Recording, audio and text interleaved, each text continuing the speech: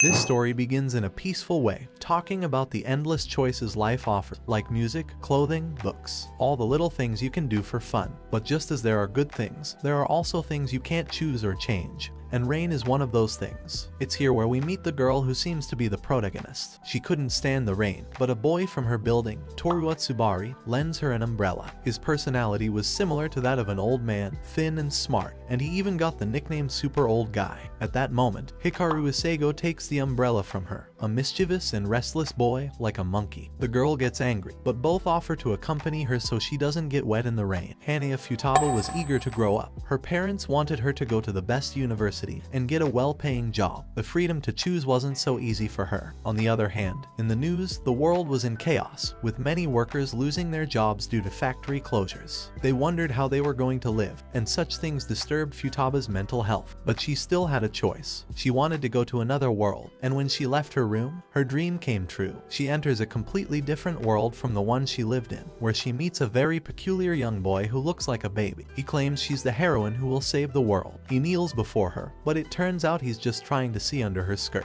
The baby turns out to be a pervert, and Futaba hits him. However, he tells her they shouldn't make noise because there are assassins lurking nearby. Suddenly, another child appears, comparing the protagonist to a spy cloth. He insists on taking her away and says she must obey, but the baby refuses, hiding behind Futaba. This child is one of the assassins, the fourth leader of the mafia, named Toichi Tuin. The children argue in a childish manner, and the protagonist feels embarrassed. However, they decide to get serious, and Tuin's spy cloth arrives, cutting a building in half with a samurai sword. He's known as the best ninja in Asia, Hanzo Hattori. Futaba recalls Isego's words about feeling spiritual power, like cosmic chakra, and concentrating to gather power. Lightning begins to emanate from her hands as she attempts an attack called Thunderbolt, or at least she tries. She names several attacks, but none are real. She was carried away by all the nonsense Isego had told her, all of which was influenced by the novels she had read. The ninja attacks, and she believes it's all a dream. She barely manages to dodge his attack and escapes with the baby. They manage to shake off the pursuers, and while they are under a bridge, the boy encourages her. He takes the opportunity to ask her to take off her clothes, but Futaba gets angry and hits him, misinterpreting his comment. In that world, they have more power, and the more clothing they wear, the more spirits are bound to them, enhancing their weapons. Underwear was her life. If she lost her underwear, she would die. She could use it as a nuclear weapon. It had been passed down through generations in her family, and that's why they were looking for her. It was all because of her panties. Her family motto was "Give your life, but not your underwear." Futaba almost believed the nonsensical things he was saying, but she ignores him and leaves. However, at that moment, the villains return. The baby tells the heroine to prepare for battle, but she doesn't want to get involved in someone else's problems. The boy pleads with her to help, but in this imaginary world, she doesn't care if she lives or dies. Hanzo prepares to kill the boy, but a mysterious figure appears at the last moment and stops the sword with their hand, arriving because of the fear the protagonist had. He calls her mistress. Futaba's father is a policeman, and her mother used to work in a factory that closed down. She became a housewife. She's in her second year of high school, and she has always lived in a city called Kato. Hanzo puts away his sword. His morals won't allow him to fight an unarmed opponent. He asks his mistress for a weapon, and as she removes her boot while moving away from the boy, she transforms into that savior. In short, she invokes it. To get more invocations, she has to remove her clothes, so she takes off the other boot and transforms into a powerful sword. Fubuki Seiman finally had her weapon. The battle of invocations begins, and they move at an incredible speed. Hanzo protects his master after an epic battle, destroying everything around them. He stops one of the debris with his body, says his goodbyes to his master before dying, and Tuin mourns the loss of his comrade. When a spy cloth disappears, the clothing it came from is also destroyed. It was a loyal vest. Futaba is moved by its loss, and at that moment, she realizes that the invocations take shape based on the country they come from. Tuin hasn't given up yet. He had an ace up his sleeve. He removes his underpants. Everyone believed he would make an invocation, but he fooled them. In reality, he throws it high into the sky to call for reinforcements. By removing his underpants, Tuin loses his life, but at least he could be with Hanzo. The boy had a good heart, and at that moment, Futaba realizes that the boy was telling the truth. Seiman vows to protect her, but she must be strong for the upcoming battles. She transforms back into the boots, and the boy congratulates the heroine. He is very excited. She managed to defeat one of the major leaders. The injuries her invocations received were real. Once damaged, they cannot heal. She was still processing everything that was happening and searching for a logical explanation for this world. Furthermore, the boy mentioned that he came to this world to protect. The baby tells her that she can save this world. A long time ago, they discovered the power of invocations. Everything turned dark, and they took control of everything. People living in the darkness forgot what it feels like to want their clothing. They scared others with their invocations,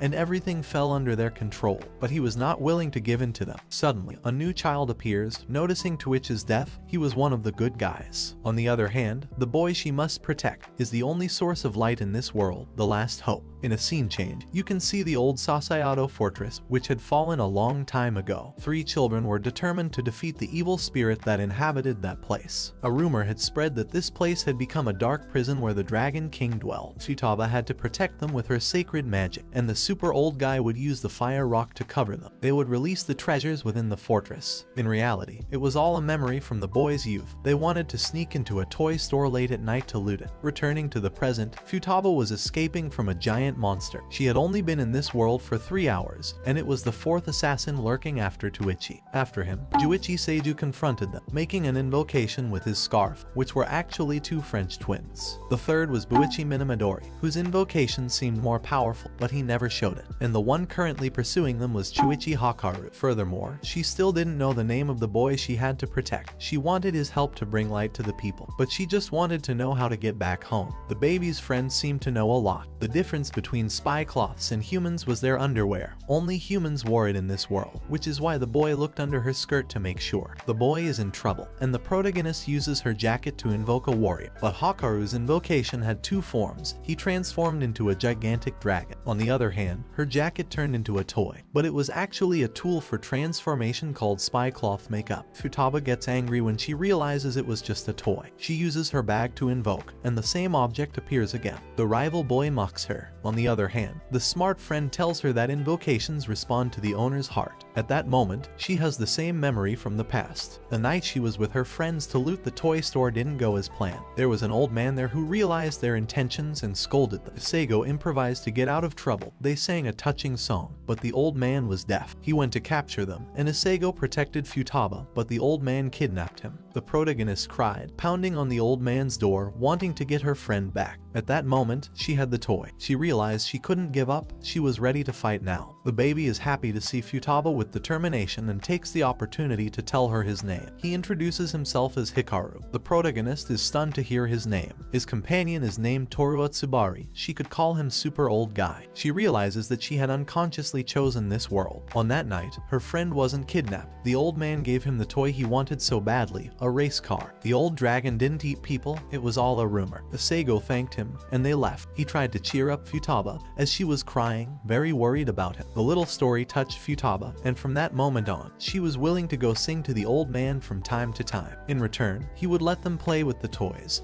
and they promised they would always be together. However, she trusted herself. At that moment, back in the present, Hikaru protects her from a huge fireball. The power of the dragon was incredible. They couldn't see super old guy. The dragon prepares for the next attack, but Toru blocks the attack with his body. Super old guy also had a spy cloth, an invisible barrier made with his glasses. On the other hand, the protagonist still couldn't activate hers. The dragon gets tired of playing with them and launches another fire attack, but Toru protects them. In a scene change, you can see Futaba with her friends in high school. They find the one she had lost as a child. Super old guy remembered the promise. They modified it together and they gave it back to her. She remembers how to use her spy cloth. She starts singing the birthday song, singing horribly, so much so that the villain boy falls off the dragon, and Toru's protective glasses crack. He shoots a ray of light from the wand, but it hits the glasses, and the dragon goes crazy. His master was hurt. He prepares to attack, but super old guy orders them to escape. He would try to protect, but they don't leave their friend alone. Everyone starts singing the birthday song. They shoot a flash of light at the dragon and manage to defeat it. After leaving the old dragon's house, the adults find them. The police informs Hikaru, which makes him cry. After defeating the dragon, the kids head to a safe base. Hikaru receives a warm welcome. Super old guy tells Minwei what happened and introduces the protagonist, but she already knew her from her world. However, in this one, she looked very different. In a scene change, you can see Futaba having problems in the past. A group of young boys psychologically abuses her. It seems that one of the girls in their gang was in love with Isego, and seeing the protagonist with him all the time bothered her. At that moment, Hikaru and Toru arrive to protect her. They wanted revenge for their friend's broken heart. The boys receive a beating, and Futaba tries to help them, but she can't.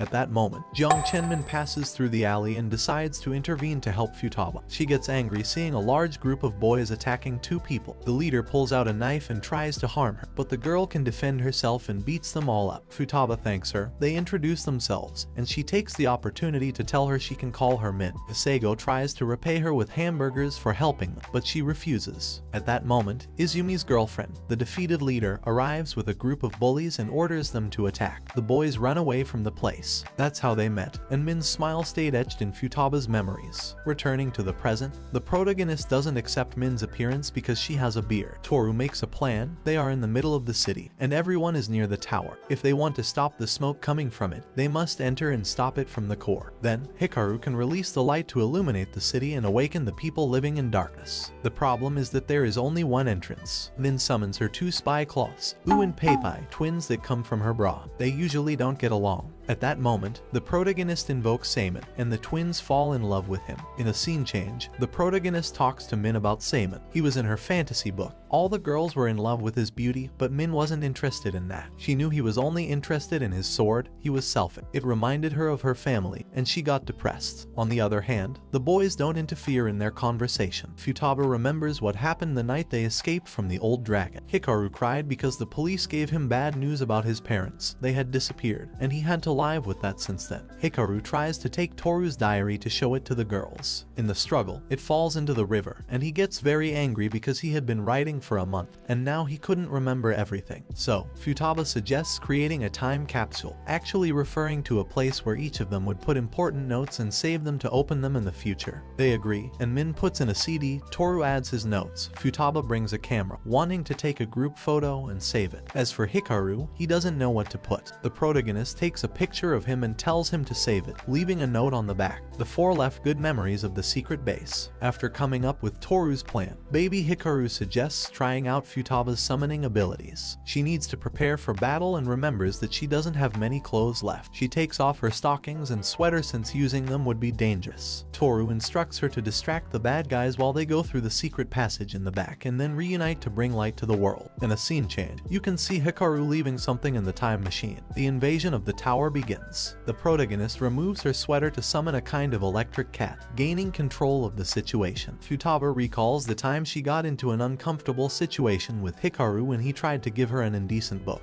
and a teacher took it away, threatening to call her parents. Teacher Lu tells her mother what happened, who had been in a very serious condition since an accident, and her father had died. The teacher complains to her superiors. All the students watch what is happening and mention that Isego is protected by Chuatsubori, which is why he is in that school. Their teacher, Kane, talks to Liu and gets angry for calling her mother. She should have called her earlier. After the incident, Toru tells Futaba that Hiraku wouldn't have any problems and she shouldn't feel guilty. He even felt that he had changed. His heart had become darker. In a scene change, you can see the babies inside the secret passage where they find some stairs. On the other hand, Futaba had defeated her enemies and opens a door. She recalls Toru's words, trying to comfort herself for how she felt. At that moment, Hikaru returns, and he has a plan to get back at Teacher Liu. They disrupt a public presentation she was giving and embarrass her. Teacher Liu was nicknamed the Tigress, whom they defeated, causing her to lose her special position. They celebrate their victory. On the other hand, Futaba missed the innocent days of her past. At that moment, Min's boyfriend arrives with her and introduces himself to the guys. His name was Momo. They spend a pleasant time among friends, but it gets late, and Toru has to leave, which doesn't please Hikaru. While Futaba remembered the argument she had in the past, the enemies in reality grew stronger. They defeated the summon she had made with her sweater, but Seimin protects her. They keep advancing, and the protagonist's memories continue. The boys fought on her birthday. Min got angry. Hikaru brought her a cake,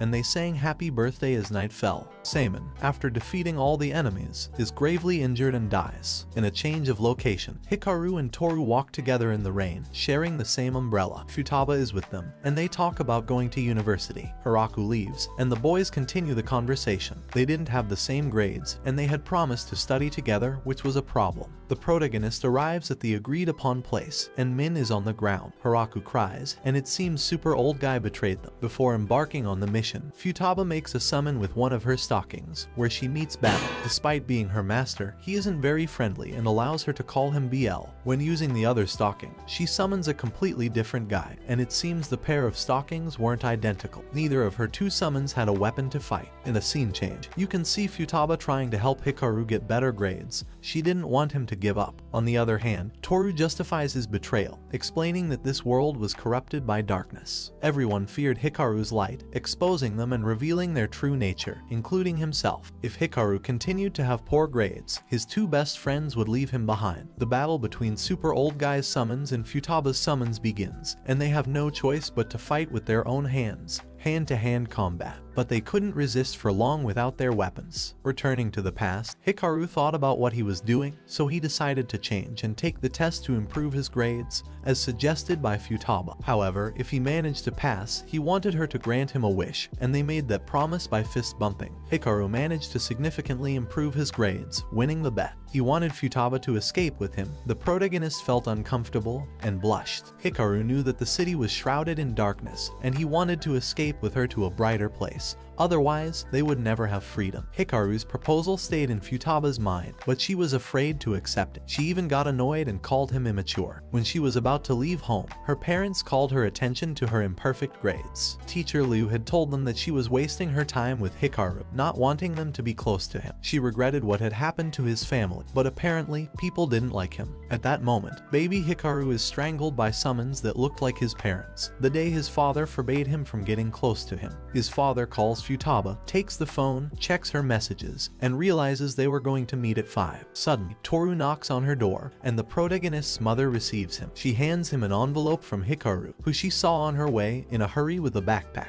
He said he wouldn't make it on time, left a message for Futaba, and went away. Futaba's mother gives the envelope to her husband, and upon opening it, they find it's a train ticket with their daughter's name on it. Her parents suspect they were going to run away from the city. Hikaru had fulfilled his part of the deal, significantly improving his grades and finding a purpose in life. He wanted her to accompany him. This memory affected the world where the protagonist was. The summons with the appearance of her parents continued to strangle baby Hikaru. She tries to defend him. She didn't want to be away from him. He was gravely injured, and Futaba cries, holding him in her arms. On the other hand, she had recovered her phone and went to meet him. She couldn't let him go alone. She rushes desperately to the meeting place. Apparently, the world where the protagonist was transported was a product of her imagination, linked to her past experiences and feelings. Hikaru represented the source of her light in both worlds. While she cries, worried about him, she ascends to the sky, shining brighter than ever, illuminating the entire city. In a scene change, you can see Futaba waking up at home. She couldn't meet Hikaru. She calls her friends in a state of agitation, wanting to know if he left any clues or something important before leaving. However, she gets a colossal surprise. Toru tells her he had never heard of Hikaru. Apparently, he never existed. The protagonist believed they were mocking her, so she decided to call her teacher, but she didn't know his name either. She didn't have any students by that name. The protagonist decides to go to the time machine, calming down when she sees a photograph of Hikaru. She also manages to see his diary, in which he left his ideas and feelings. Futaba cries while reading it. On the other hand, baby Hikaru is transported to a dark place. He didn't know where he was. He meets an old man with a Buddha-like appearance, thinking he was his grandfather, searching for Futaba. After Futaba's call to her friends, she was still at the cinema entrance, unable to communicate with her friends. Momo suggests splitting up to look for her. On the other hand, Min's father climbs a temple, seemingly having been ill and having gone there to recover. The old Buddha tells Hikaru that to find Futaba, he must have a connection with him. He must follow the path behind to return to his world, but first, he must promise 3 things. At the same time, Min's father appeared to be in a similar temple, thanking the gods for his recovery and his daughter's well-being. The first condition of the old man was that no one could see him. He was experiencing reincarnation in the worlds of life and death. Baby Hikaru encounters Min's father in that temple, recalling the old man's words, and he merges with Min's father, taking control of his body. In a scene change, you can see Futaba talking to Hikaru's mother, who says she had to go on a spaceship acting foolish, but Futaba wanted the truth. Her mother changed her attitude and invited her to converse. Her mother recalled that Hikaru had been very restless since childhood. Tension, her husband, had the same energy as him. Bayakayu had known him since they were young, had friends from work, and they used to take the kids to school together. Toru's father was very smart, had excellent grades, married the owner of the pharmaceutical company's daughter, and most of the kids went to work at Kato. Her mother and she were friends, and they all worked at the same company but in different departments. They developed medicines in the laboratory with her husband. Tension hoped to create a medicine that would change the world, and he succeeded. He called it Love is Forever. It took effect after administration, and after 10 minutes, you could remember anything important. He gave it to his wife, and she remembered all the significant moments they had lived together. After getting married and having their child, things started to go wrong. Tension had problems with the medicine he had created. Toru's father was responsible for convincing the boss to use his creations, and he gave him the recipe, recommending it to his boss. However, he liked it so much that he decided to create a juice and sell it, which was dangerous. If consumed in large quantities, it could affect the neurons. They discussed what was happening in the group. Futaba's father, being a police officer, had the idea of talking to her father to raid the factory. However, their boss had dangerous connections, so they had to be careful. Additionally, closing the factory could lead to many people losing their jobs. The misuse of his medicine was occurring, and Toru's father used chemicals in the river to harm the company's reputation. But it was actually poison. They started investigating it. Their boss tried to bribe Tension with money, but he refused. He wanted to do the right thing. However, a strike began, and Tension was among the crowd. He was killed in the chaos, and many were injured. On the other hand, Bayakayu was sick, bedridden. Toru's father was blinded by rage, seeking revenge against Tension. However, he put many people's lives at risk. He betrayed their trust, killed Tension with his own hands in the midst of the crowd, and used his medicine to create a different one that could erase memory, making everyone forget. Kokoro Atsubori couldn't create new drugs, but he was a genius at modifying existing ones. While Hikaru's mother was asleep, he used the drug on her, not knowing she had taken Love is Forever. She was immune to it. To deceive him, she pretended to have gone insane, as it was the only way to protect him. This way, he wouldn't use it on others, including her son. Kokoro ransacked his apartment, looking for any research. Hikaru supported his mother, gained Kokoro's trust, pretended that nothing had happened for the sake of his son. However, as he grew up and realized how much he had matured, he decided to tell him the truth and apologized. He found a notebook of his father's experiments, well hidden among other books, as he never wanted Kokoro to find it. He confessed the truth about his uncle to him. After what happened with the company, he gained everyone's trust and became the president of Kato. Hikaru proposed to his mother to leave the city, but first, he wanted to resolve things with Futaba. He wanted her to go with his mother to a safe place, but things didn't turn out as he had thought. Bayakayu received a visit from Kokoro after a long time, waiting for Hikaru with the suitcases, acting like a lunatic. But Kokoro already knew the whole truth. Earlier, Hikaru went desperately to see Kaoru, the first reporter who wrote about the incident. He wanted to give him his father's evidence to spread the truth, but Kaoru betrayed him and called his uncle. His bodyguard began to strangle him. He could have left the city quietly with his mother, but his father taught him that the world needed people with the courage to speak for justice. He wanted to reveal the truth about all his lies. His bodyguard apparently strangled him to death, confessing everything to Bayakayu, still acting crazy, crying discreetly.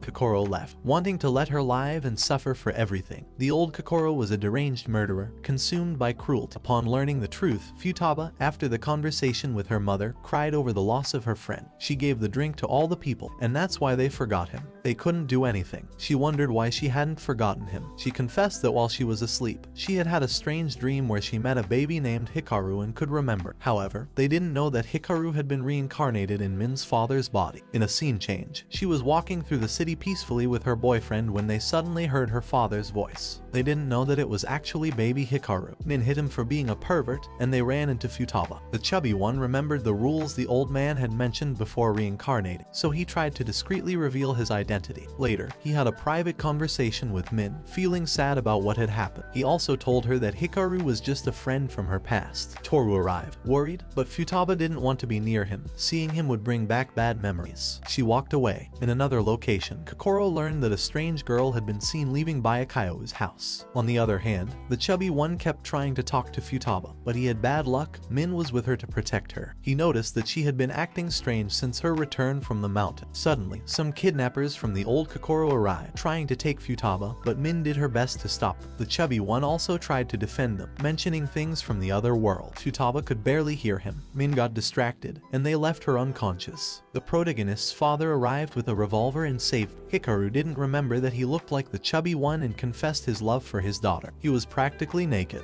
Her father tried to shoot him, thinking he was a pervert, but he was of great help. Hania goes to Kokoro's office. He was an accomplice in all the misery he caused. However, he threatens Kokoro and orders him to stay away from his daughter, but the old man's bodyguard doesn't let him leave. Kokoro had his influences in the city. He exposed his corruption and hid evidence of several crimes. They imprisoned Futaba's father, and it seemed like he could get a life sentence. After a week of these terrible events, the protagonist's house was never the same. The only thing that could be heard was the sound of her mother's crying. Futaba was searching for some light in all that darkness. She considered revealing the whole truth about the Kato incident, but it seemed pointless. Bayakayo had tried, and it didn't work. Kokoro had brainwashed everyone in the city, and he had also murdered her husband and son. The protagonist was on the brink of collapsing from anger. Toru noticed that there was a barrier between them. They had known each other since childhood, but they acted like strangers, and everything changed on the day he asked about Hikaru. He spied on Futaba on her way back to class and saw her talking to Min's father. The chubby one had lost a lot of weight. He looked like a different person. He tried to encourage Futaba and indirectly remind her of who he was. He confided in her. He had distanced himself from two loved ones, and he loved one of them but never could confess. No one remembered him, and she wanted to change that. So Min's father asked her to accept his and his friends' help. Toru overheard the whole conversation from a distance. Futaba told her friends the whole truth, and they all believed her. Min would do everything possible to support her and free her father. Toru intervened in the conversation, coming up with a plan. He asked Futaba for a chance,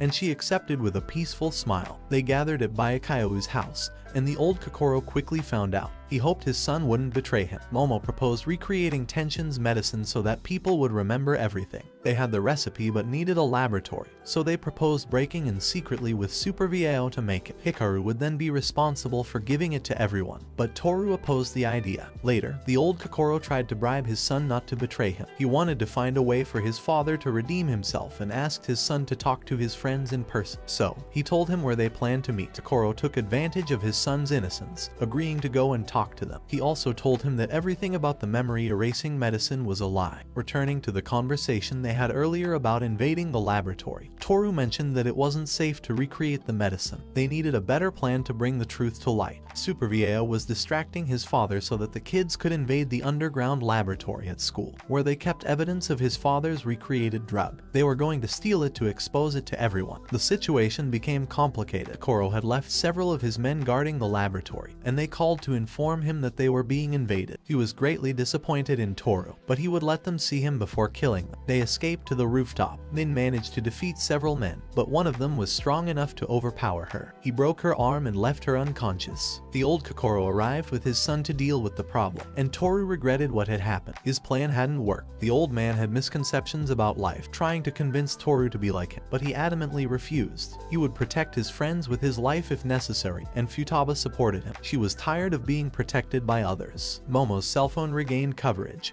and she called the police. The old man got tired of talking and ordered his men's leader to erase their memories. Hikaru's chest began to glow because of everything that was happening. Bayakayo begged him to leave the kids alone and punish her instead. Hikaru was about to break the third rule: the world would shatter if that happened, but Futaba shouted that she would never forget Hiraku. At that moment, Hikaru's ghost emerged from the light, hitting the leader to protect her. All their friends managed to see him and remember him. The leader got a beating. He couldn't see Hiraku's ghost and believed that Futaba was using magic. He didn't understand what was happening. He got tired of playing games and ordered his men to erase their memories. Hikaru and his friends wouldn't allow anyone to touch their friends. Hikaru summoned all the spy cloths, and an epic battle ensued against Kokoro's men. The summonings quickly defeat everyone. Kokoro tries to escape, but they all beat him up, leaving him alive. When it's over, Hikaru smiles with a look of satisfaction. Toru tries to touch him but realizes it's not possible. He doesn't belong to that world. He's happy to see them again and bid farewell to his friends. His mother apologizes, crying, unable to protect him. Hikaru comforts her, telling her she needs to stay healthy. He asks Toru to protect everyone in his place, make Momo happy for Min, and be strong for Futaba. He tries to be strong but actually wanted to stay.